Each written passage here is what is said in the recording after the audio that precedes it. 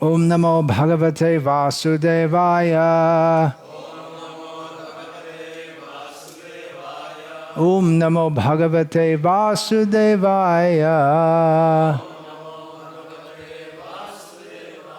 Om Namo Bhagavate Vasudevaya. Bhagavad-gita as it is, translation and commentary by His Divine Grace, A.C. Bhaktivedanta Swami Prabhupada. Chapter 2, text 59. Vishaya vinivartante niraharasya dehinaha rasavarjang rasopyasya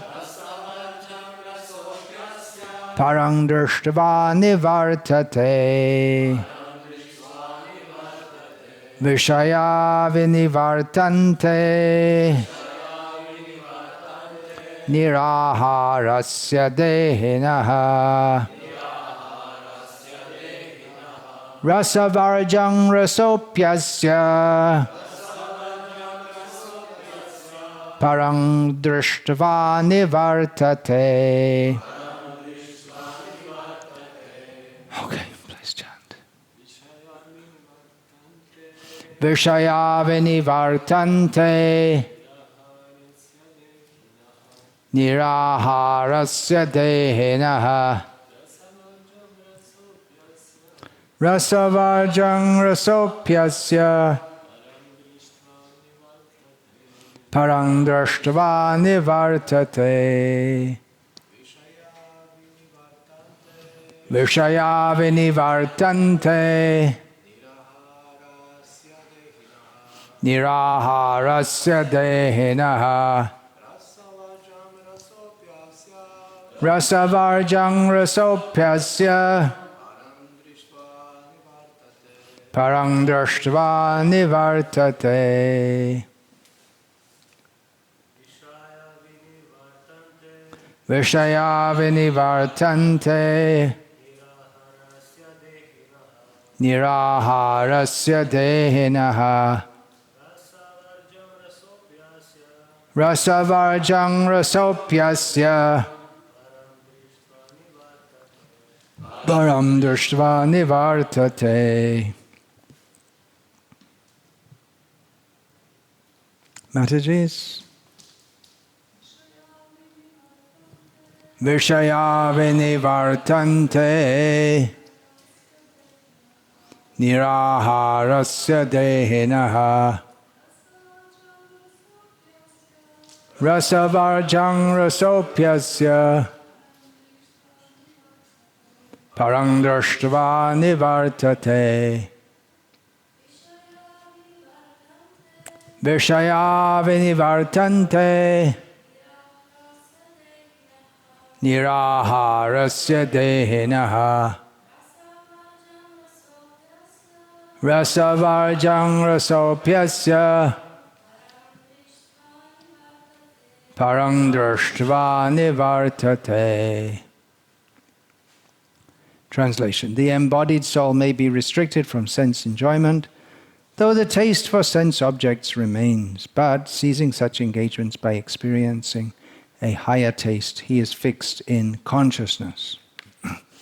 Om Jnana Timirandhasya Jnananjana Shalakaya Chakshurin Militam Yena Tasmai Shri Gurave Namaha Nama Shreshtham Manamapi Shachiputram Atra Swarupam Rupam Tasya Grajamurupuring Mathurim Goshtavatim Radha Kundam Girivaramaho Radhika Madhavasham Prapto Yasya Pratita Kripaya Shri Gurum Tam Natosmi Vandeham Shri Guru Shriyataf Padakamalam Shri Gurun Vaishnavangscha Shri Rupam Sagrajatam Sagarna Raghunatan Vitam Tam Sajivam Sadvaitam Savadhutam Parijana Sahitam Krishna Chaitanya Devam Shri Radha Krishna Padan Sahagarna Lalita Shri Vishakhan Vitamscha Hare Krishna Krishna Krishna Hare Hare, Hare Rama Hare Rama, Rama Rama Hare Hare. Continuing the discussion from yesterday, as I was saying, the rasa between two sentient beings that is more complex than the rasa which a sentient being experiences in relation to an insentient being. The example is given of taking a sweet. So one person relishes the rasa or the taste of that, but the sweet ball doesn't relish any rasa. But when there is an exchange, just like in dasya ras, there's the master and the servant. Savior Sevak Bhav, this is called in Chaitanya Charitamrita. The feelings between the one who is to be served and the one who is served. So that is more developed than the lack of relationship in which one simply enjoys sense objects. There's mutual reciprocation. And of course, living beings are more complex. They have a psychology, whereas the insentient beings don't have that. Now, in material existence, we try to enjoy both kinds of rasa. Some people become fed up of trying to enjoy these kinds of rasa, and then they want to get liberation from material existence. But and just enter a state where there is no rasa whatsoever. That state is either conceived of. It's conceived of being either some light that one merges into, or a state of non-existence. Although you can't really talk about a state of non-existence, or a non-state, we could say.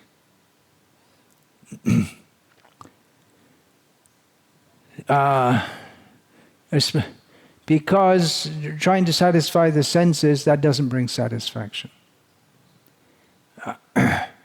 We may get pleasure from eating a sweet, but then if we eat more and more, we don't get pleasure. It becomes distasteful.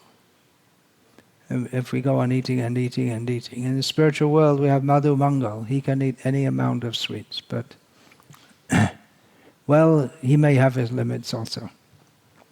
But simply desiring to enjoy without any reciprocation with any living being, that becomes a very distasteful. Not only is there no taste, but it becomes painful. The impersonalists, they desire to merge into a situation where there is no rasa. It means no reciprocation with any living being. But that's actually a punishment. In prison, that's considered the most severe, a very severe punishment. It's not physical torture, but psychological torture, solitary confinement. It's actually considered one form of torture, to have prolonged solitary confinement. Exactly why the psychologists, they can't say, but we know, because there's no rasa. We may become frustrated by material rasa, material exchanges, but we can't do without them either.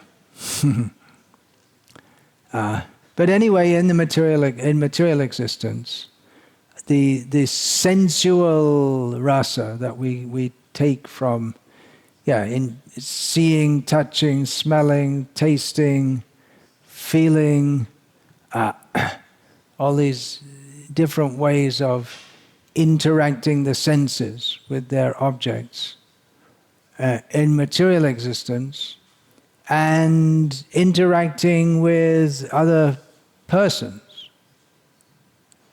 or other even people. They may get fed up of humans, so they like to keep a dog, or cat and have some kind of emotional exchange with an animal.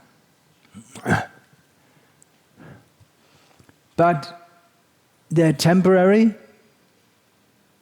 and not fully satisfying because they don't have Krishna as their object. The other day I was speaking on the name of Krishna, Purna, from Vishnu Sahasranam. Krishna is complete and perfect. So Krishna can completely and perfectly satisfy the desire for rasa, whereas no one else can do so.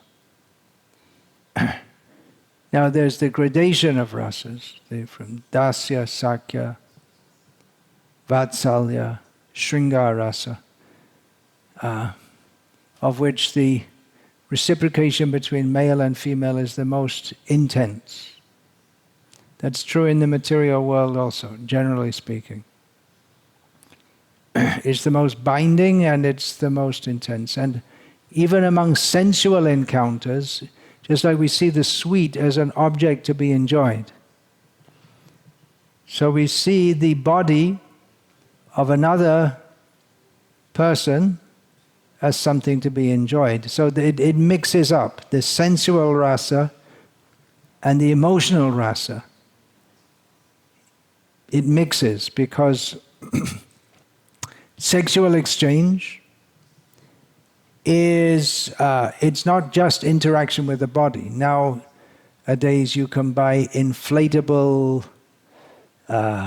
sex dolls, as they call them. You can have sex with a doll, but sensually it won't give I presume it won't give the same satisfaction.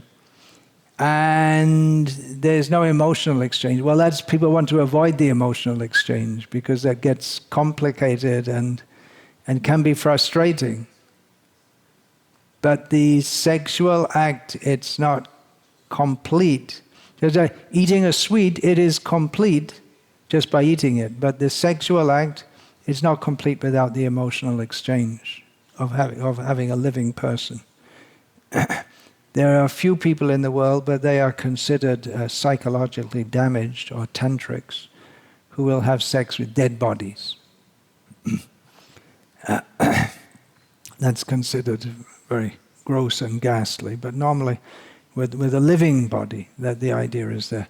Now, even with the sweet, eating the sweet, the rasa that experienced by eating the sweet is complete in itself by tasting the sweet and chewing it. There's also a pleasure. It's not just from the taste, from the texture also. Just having some crunchy food, you enjoy the crunch and the crunchy sound. But actually, if that is done in association with others, that becomes more pleasing.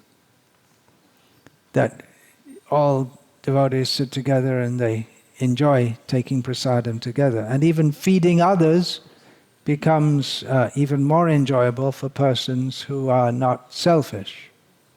They prefer, the pleasure that's got from feeding others is more than they get from eating themselves, or they feel very satisfied to eat after they've fed others and seen others happy by taking food. So that rasa in exchange with Krishna, that is complete and perfect, and that liberates us from the material bondage which comes about by trying to enjoy our senses in material existence. It's a simple thing to understand. If we're attached to material enjoyment, sensual enjoyment, even that which is called love in this world, that it will bind us in this material world. And love of Krishna will free us from the illusion of trying to enjoy this material world. Now, many people think that love in this material world is spiritual.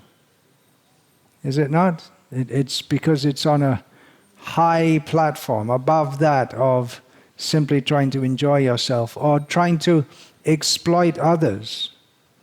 Love is the opposite of exploitation.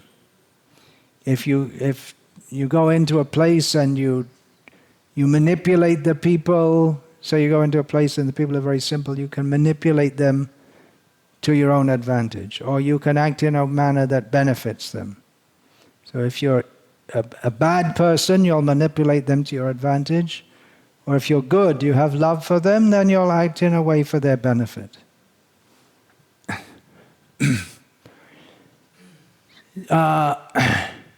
But actually, in this material world, there is no proper love. Because one thing is it's temporary. Another thing is we can't actually benefit others. In a material sense. There's no such thing as material.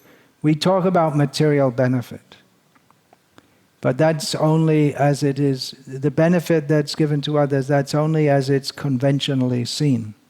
Otherwise, feeding the poor, it doesn't actually help them, because they'll have to go hungry again. You can say it's some temporary help, but anyway, everyone has to suffer the results of their karmic reactions. So the endeavor to enjoy rasa in this material world, it's going to be a failure, that's for sure. So one has to understand that instead of seeking pleasure in this world, we should try to please Krishna. And that will automatically we will become satisfied ourselves. And I've been quoting this verse again and again, as it's relevant practically in discussion of everything, whatever we're discussing, in terms of Krishna consciousness. Savai pung sang paro dharmo yato bhaktirad hokshaje ahaitukya pratihata yayatma suprasitati. If we simply try to satisfy the senses of he who is beyond sensual perception, mundane sensual perception, that will be our topmost engagement. If we try to satisfy him completely without any personal desire, and we do that as our only engagement, then we ourselves automatically will become satisfied. And as much as we stray from that principle and we try to enjoy ourselves separately, we don't get full bliss, and then we have to suffer for the sin of not giving ourselves fully to Krishna. So it's a simple thing to understand. We are meant for worshipping Krishna, we're meant for serving Krishna, we're meant for engaging our senses in the service of He who is the master of the senses. Sarvopadi vinirmuktam tatparatvena nirmalam hrishikena hrishikesha sevanam bhakti ruchyate. When we go beyond mundane designations, thinking, I am this body, this is something for me to enjoy. When we go beyond such mundane designations, we become situated in pure transcendental consciousness, engaging our senses in the service of He who is the master of the senses, for whom the senses are supposed to be utilized. That is called bhakti. But as long as we don't do that, then we will think that we will get pleasure from trying to be master of this world, or master of the senses. One thing is, we try to become the controller of this world. Ishvaro ham aham bhogi. I'm the controller of this world, I'm the enjoyer of this world. And then when we see that that's not working, we may try to control our senses so as to be not entangled by the senses and the sense objects. But even if we control the senses without engaging them in the service of Krishna, that's still incomplete and imperfect. And the attempt to control the senses without engaging in the service of Krishna. Actually, just in the previous verse to this, Krishna speaks about that. What's this, 259, no? Krishna speaks about that. He says, Yada sangharate chayang kurmongani vasarvashaha Indriyan indriyatebhyas tasya pragya pratishtita One who is able to withdraw his senses from sense objects as the tortoise draws its limbs within the shell is firmly fixed in perfect consciousness. So Krishna talks about someone who's able to withdraw his senses from the sense objects. But then again, Krishna says that we may, in this way, in this verse, 259, Krishna says, we may mechanically control our senses, but the desire remains.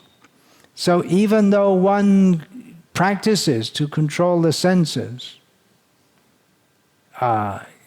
without getting the higher taste of coming to Krishna consciousness, of engaging the senses in the service of the senses, engaging the senses in the service of the master of the senses, then even though we practice and we become a master of the senses, we will not be able to maintain that. Thank you. We won't be able to maintain that situation. And we'll never be satisfied. Whoops.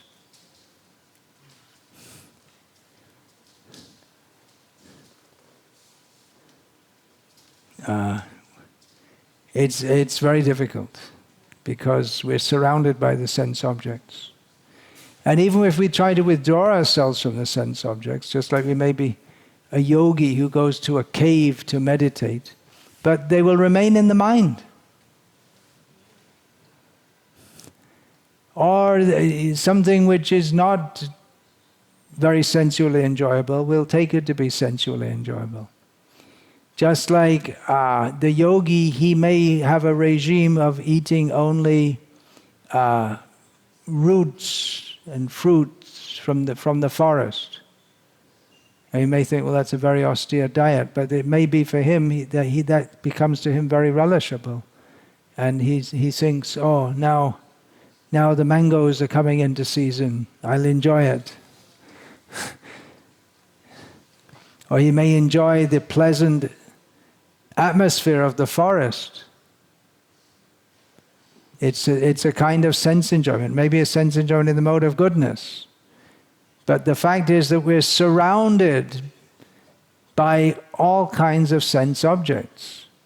And the tendency, as long as we don't have as long as we haven't cultivated and perfected the tendency to engage all our senses in the service of Krishna, then we're going to be attracted to enjoying our senses for ourselves. So this process of trying to personally control the senses, or just withdraw them, like the tortoise withdraws his limbs within a shell.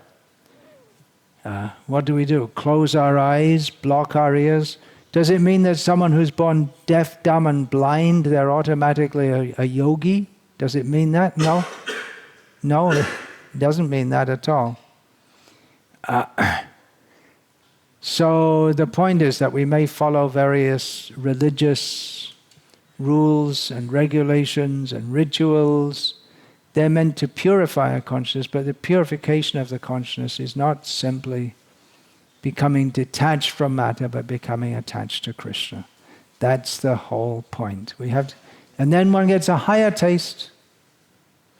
When one gets a higher taste, he can give up the lower taste. And Srila Prabhupada gave the example that if someone's given some nice sweet rice to eat, then they'll give up if they're accustomed to eating very rough and raw rice, but then they're given sweet rice, very good quality to eat, then automatically they'll give up the taste for the lower kind of rice.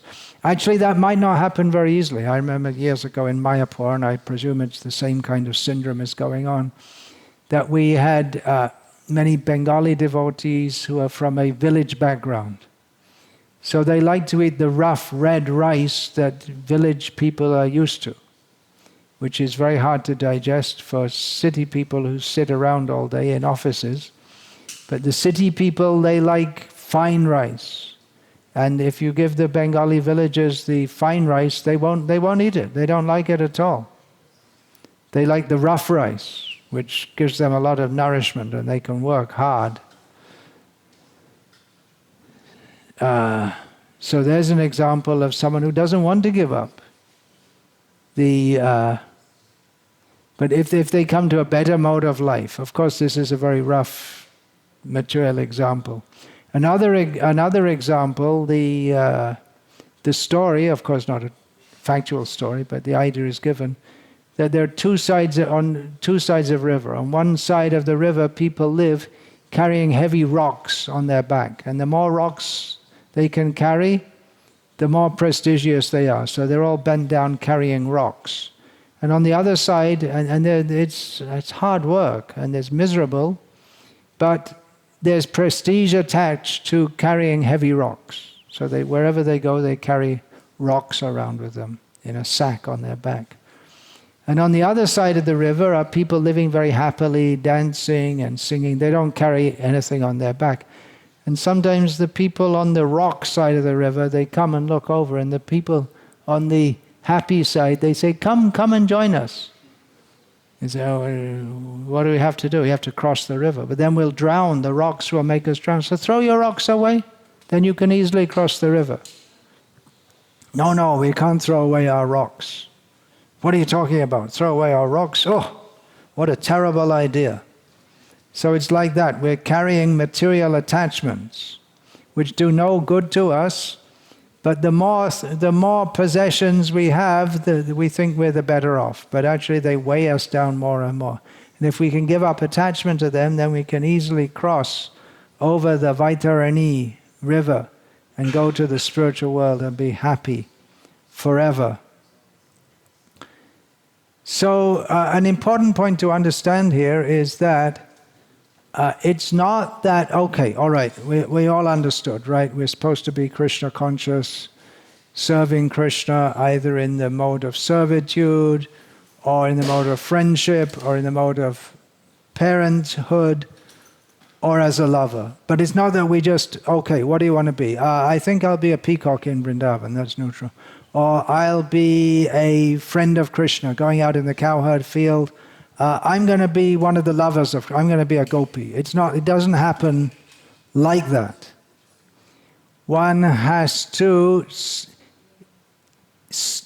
engage one's senses in the service of the master of the senses by the process of sadhana bhakti. Sadhana bhakti means to engage all our senses by hearing about Krishna, by speaking about Krishna, by taking food offered to Krishna, by smelling the flowers offered to Krishna, by seeing the form of Krishna. In this way, one is gradually reformed, just like an alcoholic. If you just immediately stop, then it's too devastating for him. He won't be able to maintain the situation. So we're addicted to that which is not good for us, but we can immediately transform our existence into auspicious existence. We may not immediately enter our constitutional position as a servant of Krishna, but, well, we do, but not in the specific form.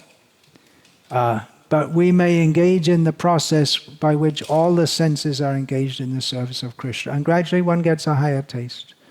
One becomes attached to this process. And then one gradually becomes eligible to actually enter into Krishna's abode and serve him there in one's original constitutional position. So the same material ingredients that cause our bondage in this material world, when we engage material things in the service of Krishna, that becomes the cause of our freedom from material existence. Just like if we see a nice rose and we think, let me smell that, or let me offer this to my girlfriend, and then she'll be happy with me, and then I can enjoy her. So if we think like that, that's material understanding. But if we see a nice rose and say, let me offer it to Krishna, we offer it to Krishna, then we smell it. That becomes the cause of our liberation from material existence. Narad Muni described this. when speaking to Vyasadeva. Amayo yascha bhutanam jayate yena suvrata tadeva hi amayang dravyang napunati chikitsitam. O good soul, Narad said to Vyasadeva, does not a thing applied therapeutically cure a disease which was caused by that very same thing? And Srila Prabhupada in his purport gives the example that by eating excessively milk products, just like thick sweet rice, cooked down very thick. So if by eating that excessively, one may get diarrhea. But the cure for diarrhea is to take milk in a different form, in the form of yogurt. Yogurt with some salt, and ginger and pepper and this and that. That will cure it. So that it's a similar thing. It's not that we just withdraw from the world, but we engage within this world, but with a different motive, and in engaging the everything in the service of Krishna. So Krishna, even in sadhana bhakti, before we come to the perfect stage, we make Krishna. We go on enjoying rasa because everything one does is for the sake of getting some taste, right? I read that in the beginning from Nectar Devotion. We're looking for some taste. So instead of looking for some taste from material objects, we see Krishna. We serve Krishna, and Krishna becomes the impetus for serving him. We may work in the office for a boss or in a factory, but the impetus to work is not the boss himself. The impetus is the money I get, which is meant for serving my family. But with serving Krishna, he himself is the impetus. And especially hearing about Krishna, all the processes of sadhana bhakti, but especially hearing about Krishna awakens the desire to serve him more and more. Nitya siddha Krishna prema shadha kabunoi shravanadi shuddha chitte kariyodoi. The love for Krishna is dormant in everyone's consciousness. It can be awakened by the process of serving Krishna, by sadhana bhakti, beginning with hearing about him. So Srila Prabhupada, in his introduction to the Krishna book, wrote that everyone has a natural aptitude to hear about other people. We like to hear stories, gossip. Did you hear about this? Did you hear that? Or even imaginary people. It's a funny thing, isn't it? Novels with imaginary people. They don't actually exist, but when we read a novel, we agree to the terms and conditions. Oh, that's okay. We know it's not true, but we're going to pretend it's true. And then we enjoy some kind of imaginary rasa. The great thing about Krishna is that he's real. So Srila Prabhupada, he writes about the natural aptitude to enjoy by hearing. Srila Prabhupada writes that the inclination to hear something about others may be utilized in hearing the pastimes of the Lord, then one can immediately evolve to his transcendental nature. By reading about other people, I saw somewhere that there are 20,000 known biographies. 20,000 in the world, biographies. Maybe that's just in English, what to speak of other languages. And there are autobiographies. People like to read, to write about themselves. And many people like to read also autobiographies. Some autobiographies of dead people are still selling well. The autobiography of a yogi by Yogananda, still in print. He's dead. Gandhi's autobiography, probably still in print. Experiments with Truth. My Experiments with Truth. But by hearing about Krishna, the result is that we understand that hearing about these different people, what does it matter? What is the news, the newspaper? It's what has the Prime Minister said? What has the President said? This, that. What's going on? And we even invent, and life itself may not be interesting enough, so we invent all kinds of sports. And then we have the great competition between this tennis player and that tennis player. A major match is coming up, and then we have all experts predicting what will happen, who will win. We have betting on it, and then there's a whole sub-genre of writing about the tennis stars when they're not playing tennis. This one is his girlfriend and this and that, and they went out to eat dinner, and so many things. And same with the cinema. It's like that. It's a novel, it has no meaning, but it's taken seriously by people who don't have anything really serious to do with their lives. And then what do the film stars do? Now he's marrying this one, divorcing that one, and it becomes a whole subject matter for meditation upon by people who don't know about Krishna. But then when we hear and chant about Krishna, we automatically become uninterested in hearing about mundane people, even if they may seem to be very great people. Mahatma Gandhi, they gave him the title Mahatma. He was considered a very great person. But devotees, they know that the real Mahatma is someone who's engaged in glorifying Krishna. Mahatma nastu mang parasa daiving prakritim ashritaha bhajantyananya manaso gyatva bhutadam avyayam. So again, we should be careful not to jump in too quickly to the liberated state. Because if we start thinking, okay, I'm a gopi, or I'm a cowherd boy in Vrindavan, and I'll meditate upon that. But if we're still attracted to the mundane rasa, then in our minds we'll mix up the spiritual and the material, and we will take the spiritual to be material. For someone who is a pure devotee, they do that. They see the material as spiritual. But our tendency will be to see the spiritual as material. And it becomes very dangerous. And then if we think that, oh, you see, this is someone else's wife, but actually I'm on the spiritual platform, and so is she.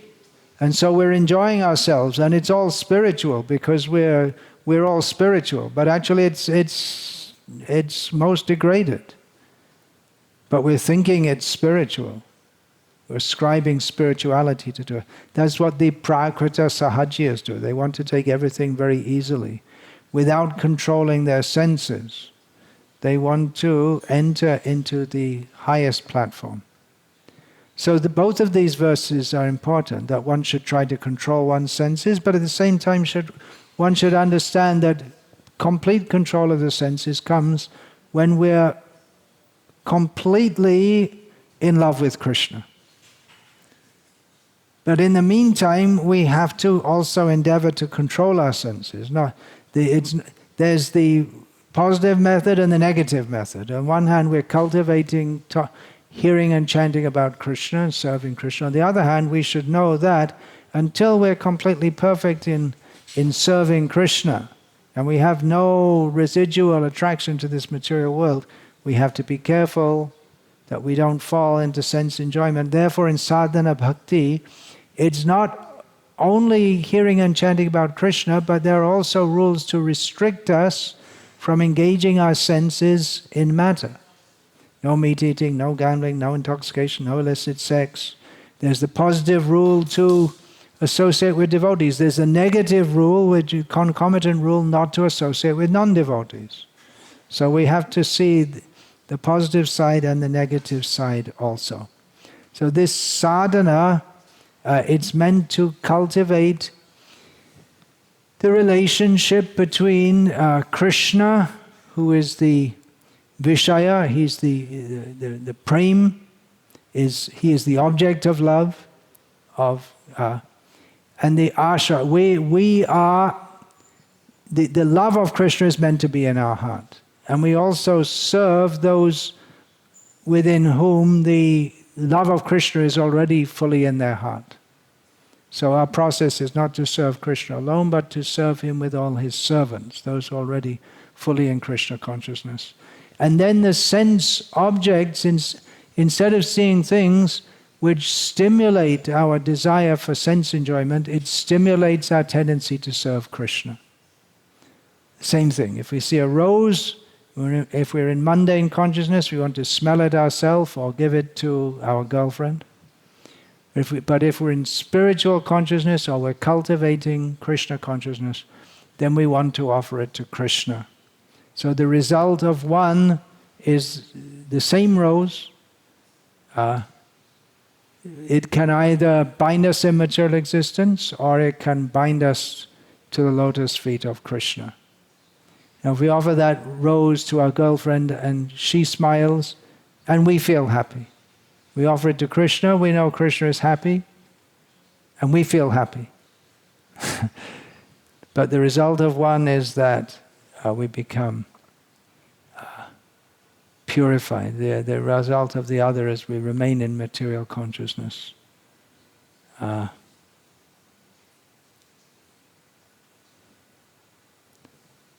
And again, on the path of sadhana, we should always be careful and know that our motives, our attraction is mixed. So be very careful. Okay, that's what I have to say here and now on that topic. If anyone has any question about that now, please ask it.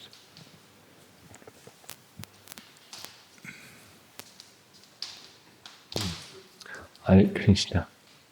In Srimad Bhagavatam, first canto, first chapter, verse number 3, Srila Prabhupada explains in the purport, it's I think second paragraph, that I suppose it's a mundane relationship or rasa. It can be experienced only within species. Yeah, but I don't understand it, to tell you the truth. Yeah, because we can see that people See that people reciprocate with dogs. Yeah. So I don't understand it. I'll just say that, that's all. I thought someone might ask that because I gave the... But even Prabhupada himself gives the example that when people, they keep a dog, they love their dog. It could be that some aspects of this rasa Yeah. But otherwise, if it's taken as an absolute statement, it doesn't... Pratyaksha, according to what's observed, it doesn't seem to be correct. Maybe we could... This kind of thing, when this kind of question arises, we have to see that... we have to see the original Sanskrit of the commentators. It's often taken from previous acharyas, and then it often helps to clarify the point. Then, someone else had a question? Yeah.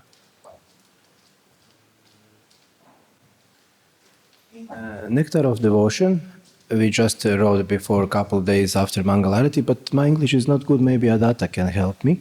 It's writing something. На английском. Okay, может ты. It's in English.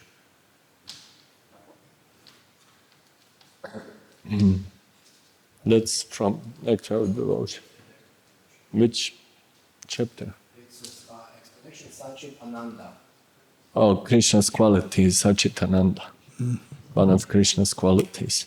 It is stated in Bhagavad-gita that one has to become full of joyfulness. This is not exactly joyfulness, but a sense of freedom from all anxiety. Freedom from all anxieties may be the first principle of joyfulness, but that is not actual joyfulness for those who realize the self or become Brahma-bhuta. And sometimes in Krishna consciousness we really feel like very comfortable and nice, but how Srila Prabhupada said, it's not that we get some ruchi, we are just stick on this platform of no stress. And I'm very happy, I'm not, when I come in this temple, I'm no any stress.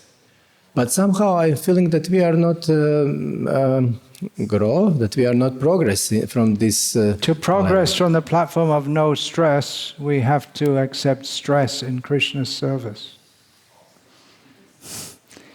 We come to this material world is full of anxiety. We can come to the Brahma-bhuta stage, which means beyond material anxiety. No sweat, no problem. We have to go up to the platform of spiritual anxiety. When Mother Yashoda, she's afraid that Krishna will be attacked by some demon, that fear that she feels is far, far more advanced than the impersonalist who's simply free from material distress, or even the devotee who's satisfied just chanting Hare Krishna without endeavoring to serve Krishna in various ways. Especially preaching is full of stress.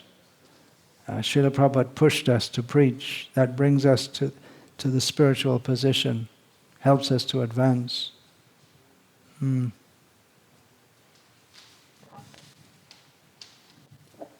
Also, yesterday you were explaining different kinds of ecstasies.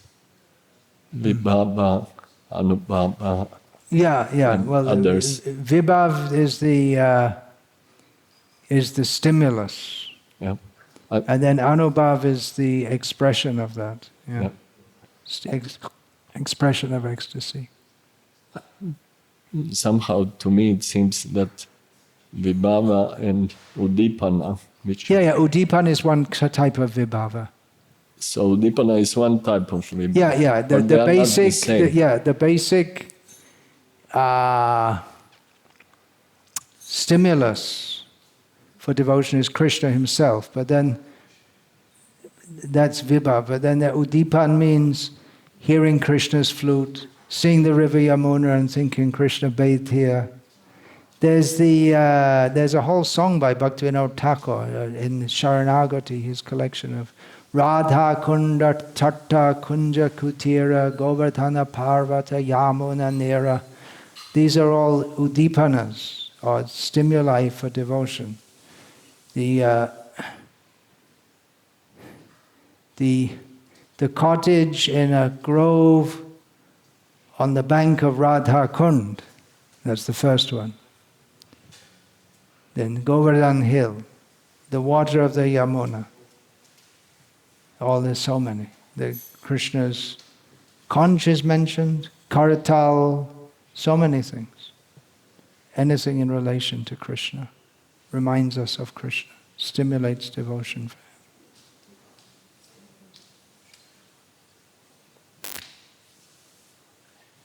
him. One more just information.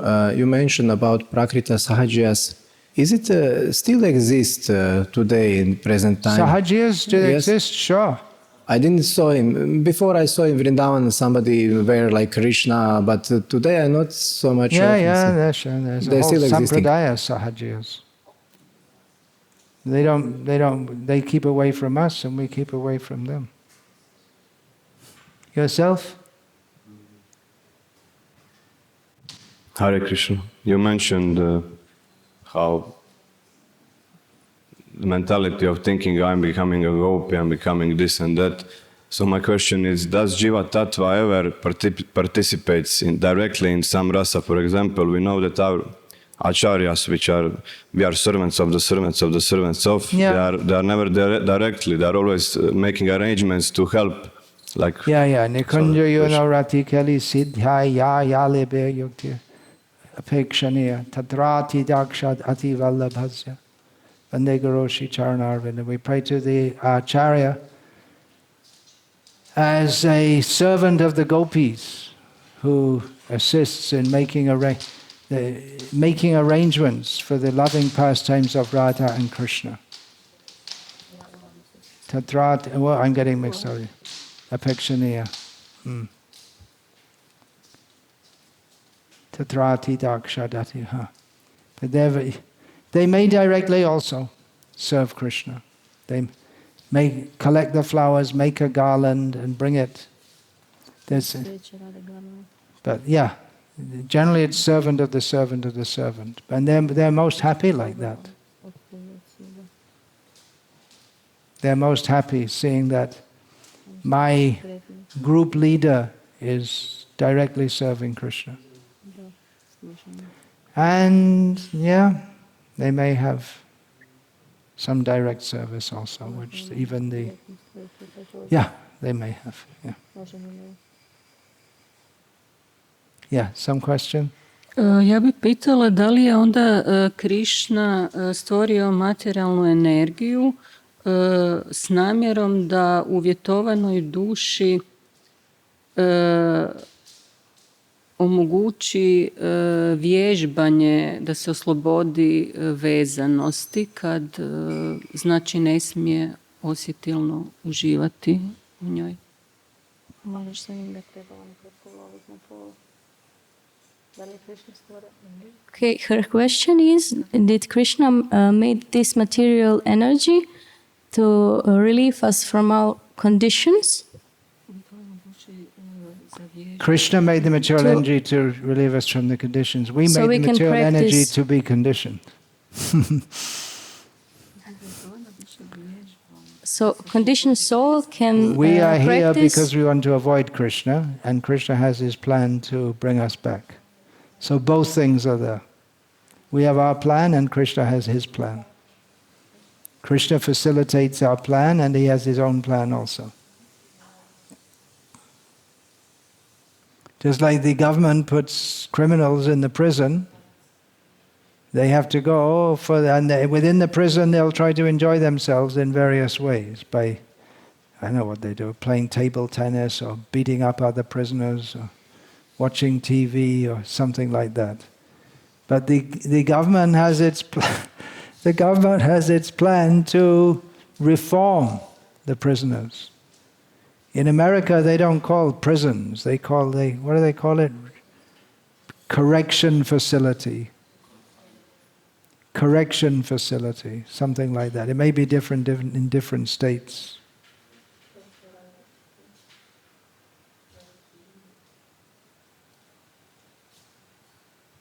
Okay, we'll finish there. All glories to you. Yeah? You have a question? Okay, please ask it. Thank you, Maharaj, for nice lecture. My question is, I didn't really understood properly your sentence when you said that our practice can be mixed in some endeavor to connect our senses with Krishna and in tasting this some kind of rasa, and that we can consider in our conditioned state spiritual for material. Yeah, well, that's that we warned about. Please don't stand with your back to Chaitanya Mahaprabhu. That Chaitanya Mahaprabhu warns about while we're cultivating the creeper of devotion, it may become spoiled by Vaishnava Parad, by Nishidacha, Kutinati, Jiber Hingshan, Labha Puja, Pratishtadi, Jata Upashakagon.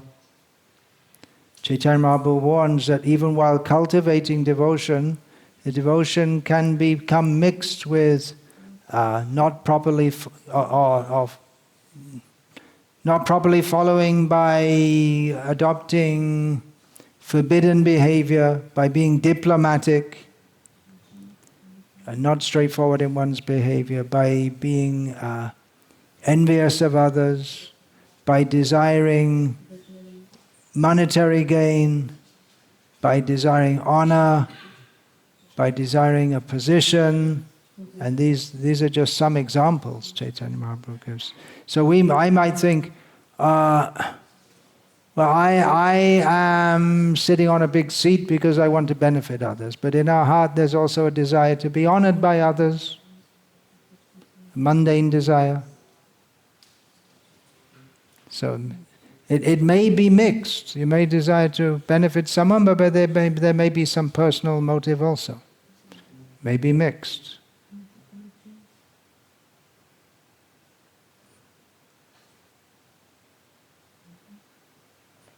That's why discrimination is required also, because we see in the short history of our ISKCON that some of the leaders have gone way off. And we may say that, well, they did it with good intentions, but at the same time we have to see that some of the things they do and say, we can't accept it as spiritual. If we accept it as spiritual, then we become misled. So we have to maintain the discrimination. One of our big leaders thought that taking LSD was enhancing his Krishna consciousness, and prescribed that for his disciples also. So he may say, well, it's well-intentioned because he wants us to come to a platform of Krishna consciousness, but we should discriminate. That's a very gross example. There may be others also which are more subtle and more difficult to pinpoint. But that's really another topic. We're branching out into another topic now.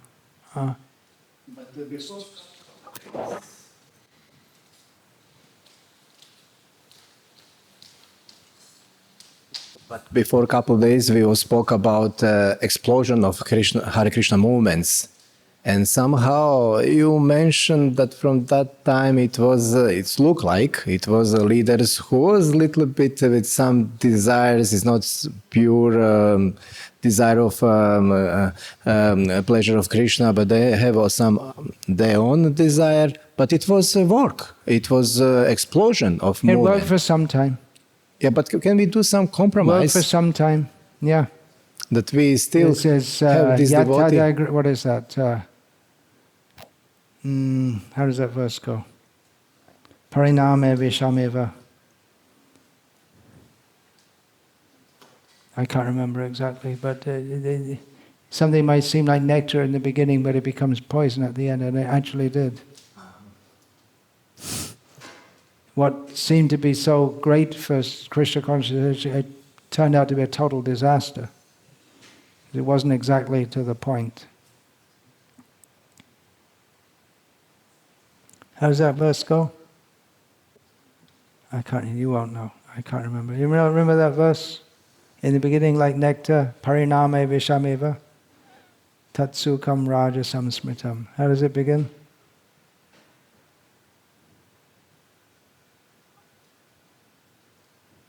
Vishameva are the key words. I can look it up. Just can't remember it just now. It's good to know the Sanskrit.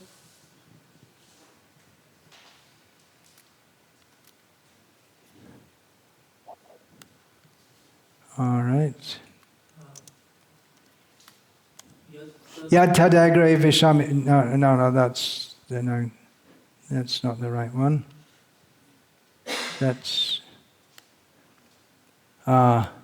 Vishayendriya samyogat. That's it. Yatadagre mritopamam. That happiness which is from the combination of the senses with the sense objects might seem at the beginning to be like nectar, but it becomes transformed into poison. Tatsukam rajasam, that's happiness in the mode of passion. So a lot of things were going on, we can say in retrospect, wasn't fully Krishna conscious. It was mixed with the mode of passion. The desire to outdo others, to show oneself to be great, to enjoy money and fancy cars. If we look at the history of ISKCON, in the years just following Srila Prabhupada, there was that, along with the desire to spread Krishna consciousness, there were these kind of desires, and it became disastrous. So you could say it worked, but yeah, it wasn't sustained. Then, what makes it work? What makes it work is there's pure motivation. And we only desire to serve Krishna. We may not, desires are very subtle, so therefore we have to very carefully stick to the lotus feet of Srila Prabhupada and what he said, and try to understand what he did, and be careful.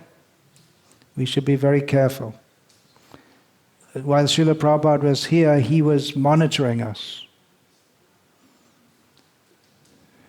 The GBC is supposed to do that with Prabhupada not directly there to monitor us.